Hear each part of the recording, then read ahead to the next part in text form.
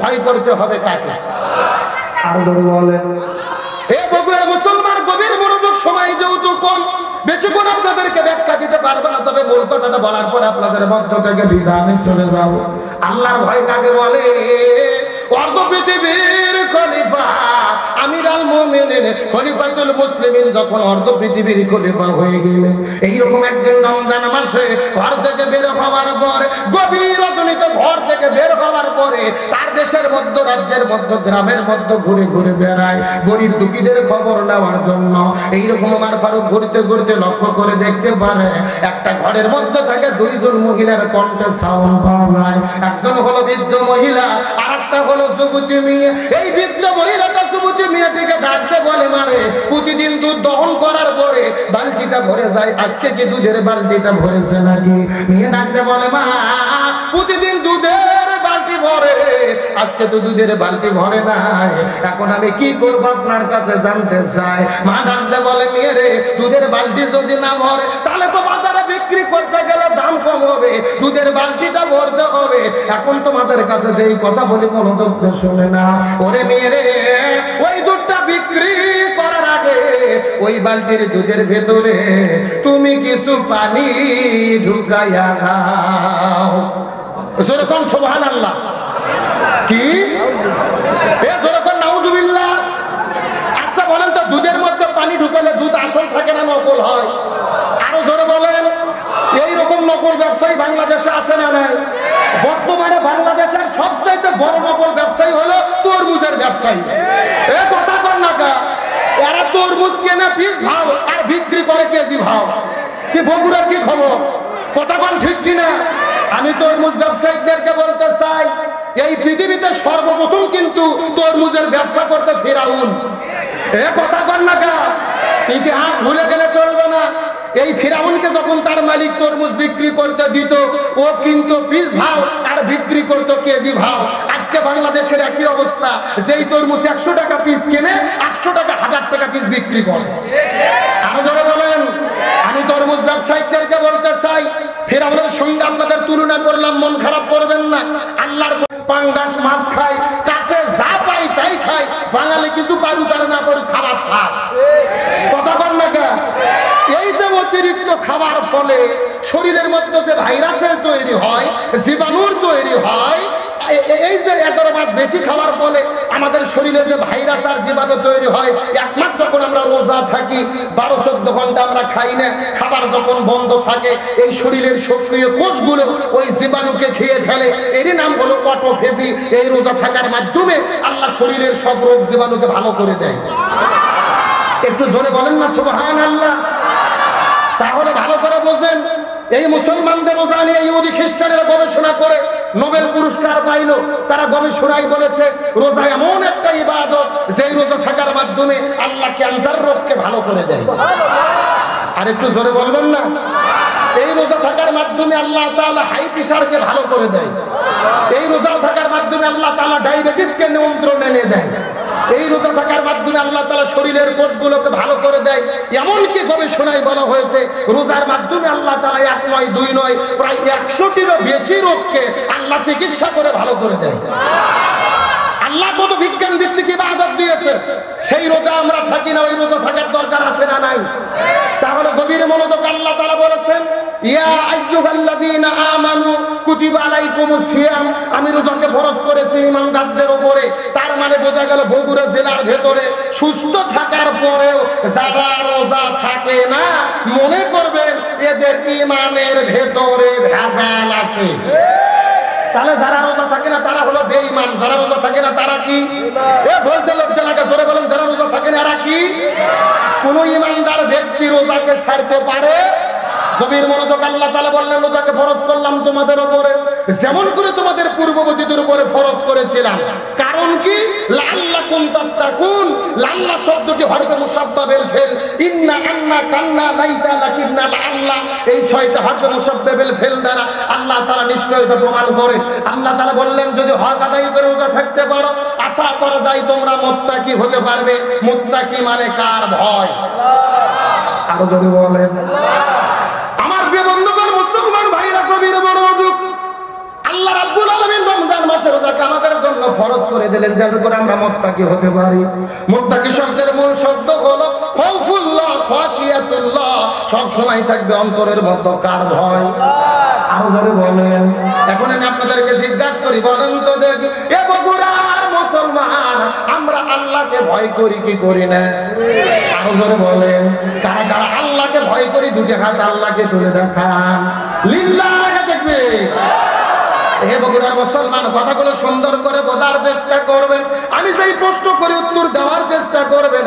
হে বগুড়ার মুসলমান, চিৎকার করে বলেন তো দেখি, আপনাদের গ্রামের ভেতরে একটা গ্রামের মধ্যে মসজিদ আছে, ওই মসজিদের মধ্যে কমপক্ষে 300 মুসল্লি, অথচ ফজরের সময় দেখা যায় মুয়াজ্জিন যখন আযান দেয়, মুয়াজ্জিন আর ইমাম ছাড়া 4 জন মুসল্লি নামাজ পড়ে, আর পুরো গ্রামের লোক নামাজ পড়ে না।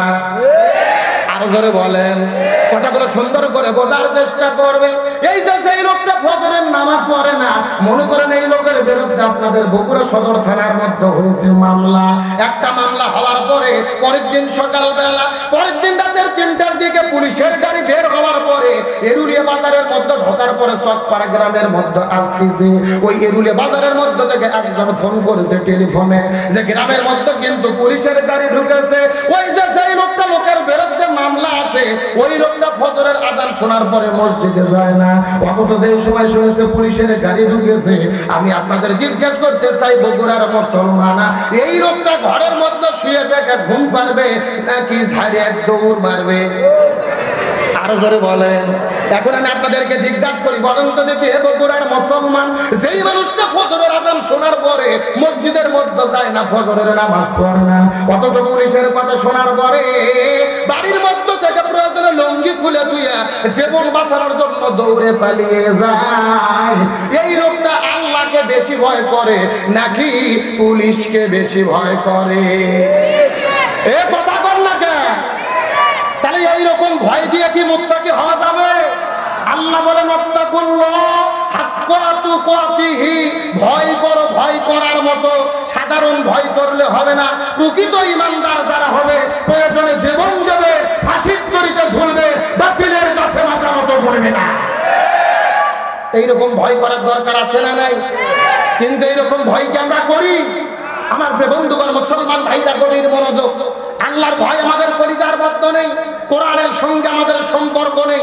এই যে রমজান মাস আমাদের মধ্যে এসেছে, কোরআনের সঙ্গে সম্পর্ক রাখার দরকার আছে না নাই? আর কোরআনের সঙ্গে যারা সম্পর্ক রাখে তাদের সম্মানকে বৃদ্ধি করে দেয় কে?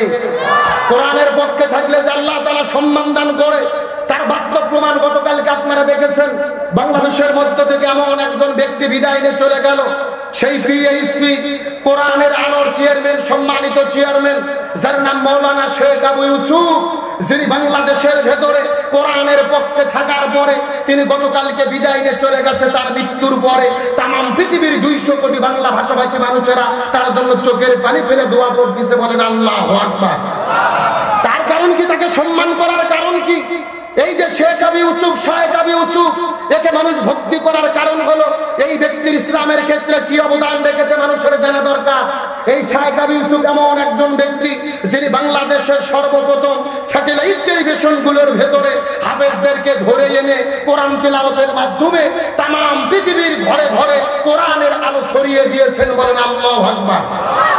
যিনি স্যাটেলাইট টেলিভিশনের মধ্যে হাফেজদেরকে ধরে এনে কোরআন তিলাওয়াতের মাধ্যমে কোরআনের আলোকে ছড়িয়ে দিয়েছেন। এই জায়গার মধ্যেই শেষ নয়, প্রত্যেকটা পিতা মাতাকে সন্তানকে হাফেজ করার জন্য উৎসাহ দিয়েছেন। এই জায়গার মধ্যেই শেষ নয়, এই বাংলার জমিনে হাফেজদেরকে তামাম পৃথিবীতে প্রচার করে দিয়ে তিনি হাফেজদের সম্মানকে উজ্জ্বল করেছে, বলেন আল্লাহু আকবার। আজকে ওই মানুষটি বিদায় নিয়ে চলে গেল, কোরআনের সম্মান করে সারা জীবন কাটিয়ে দিয়েছে। আল্লাহ কোরআনের সম্মানে রমজান মাসেই তার বিদায় করলো, আলহামদুলিল্লাহ বলেন। আর রমজান মাসে যেই লোকটা বিদায়ী হয়ে চলে যায়, এই সৌভাগ্যবান না দুর্ভাগ্যবান? রমজান মাসে বিদায় নেওয়া কেমন সৌভাগ্যবান। রাসূল বলেছেন আবু দাউদ শরীফের হাদিসের ভেতরে, রমজান মাসের মধ্যে যে বিদায় নিয়ে চলে যায়, রমজানের ওসিলা করে আল্লাহ তাকে জান্নাতের মেহমান বানায়া দেয়। এটা হলো জান্নাতি মৃত্যুর আলামত, সুবহানাল্লাহ বলেন। আমরা দোয়া করি শায়েখ আবু ইউসুফের জন্য, আল্লাহ তাআলা যেন তার সারা জীবনের ভালো আমলগুলোকে কবুল করে, বলেন আমিন। আল্লাহ যেন তার নামকে জান্নাতের খাতায় লিখে নেয়, বলেন আমিন। আল্লাহ যেন তার কবরটাকে জান্নাতের টুকরা বানায় দেয়, সকলে বলেন আমিন। তাহলে কোরআনের পক্ষে থাকলে সম্মান, আর কোরআনের বিরুদ্ধে গেলে কি সম্মান থাকে? একই দিনে মরে গেল ঢাকা বিশ্ববিদ্যালয়ের একজন অধ্যাপক জিয়া রহমান। এই শয়তান বলেছিল যে আসসালামু আলাইকুম আর খোদা হাফেজ, আল্লাহ হাফেজ, এগুলো বলা হলো জঙ্গিবাদের ট্রেনিং দেওয়া। নাউজুবিল্লাহ বলবেন না? আসসালামু আলাইকুম কে বলেছে জঙ্গিবাদের ট্রেনিং, এ বিদায় নিয়ে চলে গেছে। আমি বলতে চাই এই বাটপাড়ের জানাজা কোন হুজুরের দ্বারা হবে না। এ কথা বল না। বিসমিল্লাহর বিরুদ্ধে যে বলে, ইসলামের বিরুদ্ধে যে বলে, তার জানাজা কি হুজুরের দ্বারা হতে পারে? আমরাও বগুড়া শুধু নয়, বাংলাদেশের ঢাকা শহরের হুজুরের একদল হয়ে গেছি। ইসলামের বিরুদ্ধে যারা দাঁড়াবে এদের জানাজা কোনো হুজুরের দ্বারা হবে না। আর আমরা যদি একদল হই, ওরা কিছু করতে পারবে? পারবে না। তার বাস্তব প্রমাণ গত 4 বছর আগে বাংলাদেশের একজন সব্যসাচী কবি শামসুর রহমান, এই শয়তান মরার আগে বলেছিল যে ফজরে যখন আজান দেয় মনে হয় ব্যবসা তার খরিদ্দারকে দেখতেছে। বলেন নাউজুবিল্লাহ। এ মরে যাওয়ার পরে আমরা ঢাকা শহরে সবাই একদল হয়েছি, আর জানাজা কেউ করবো না। পুলিশ যে তাকে বড় মসজিদের ইমাম আগে বলে চলে গেছে, কিন্তু মসজিদ আছে জোর করে ধরে নিচ্ছে নামাজ পড়ানোর জন্য। মসজিদ নামাজও পড়াইছে। নামাজ পড়ার পরে জিজ্ঞেস করলাম, ভাই মসজিদ তুমি নামাজ পড়াইলা কেন? মসজিদ বলছে যে টেনশন করো না, পেশাব পায়খানা করে ওযু করিনি, দোয়াও করিনি, বিনে ওযুতে বিনে দোয়াতে মার দিছি। তার কারণ হলো উস্তাদের মার। এ জোরে বল, উস্তাদের মার। তোমরা সারা জীবন হুজুরদেরকে জেলে বন্দি করবা, আলেমদের ঘাড় মটকে দেবা, বিসমিল্লাহকে জঙ্গিবাদের চর্চা বলবা, আর তোমরা মরার পরে আমরা জানাজা পড়ে জান্নাতে ঢুকে দেব। ওই ধান্দা বাদ দাও। জোর করে নিয়ে যাবে নামাজ পড়ানোর জন্য, আল্লাহু আকবার বলে চুপ করে থাকবো, কোনো দোয়া করবো না, ফাটা বাটাম।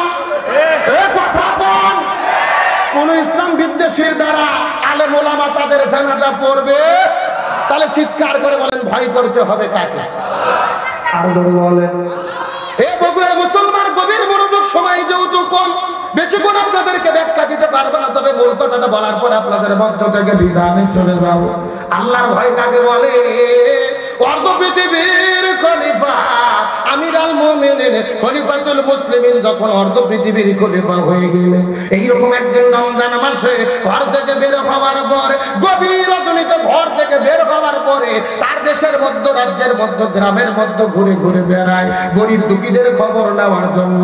এইরকম আমার ফারুক ঘুরতে ঘুরতে লক্ষ্য করে দেখতে পারে একটা ঘরের মধ্যে থেকে 2 জন মহিলার কণ্ঠে সাউন্ড পাওয়া যায়। একজন হলো বৃদ্ধ মহিলা, আর একটা হলো যুবতী মেয়ে।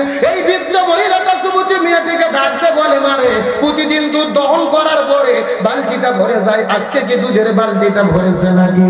মেয়ে ডাকতে বলে, মা প্রতিদিন দুধের বালতি ভরে, আজকে তো দুধের বালতি ভরে নাই, এখন আমি কি করবো আপনার কাছে জানতে চাই। মা ডাকতে বলে, মেয়ে রে দুধের বালতি যদি না ভরে তাহলে তো বাজারে বিক্রি করতে গেলে দাম কম হবে, দুধের বালতিটা ভরতে হবে।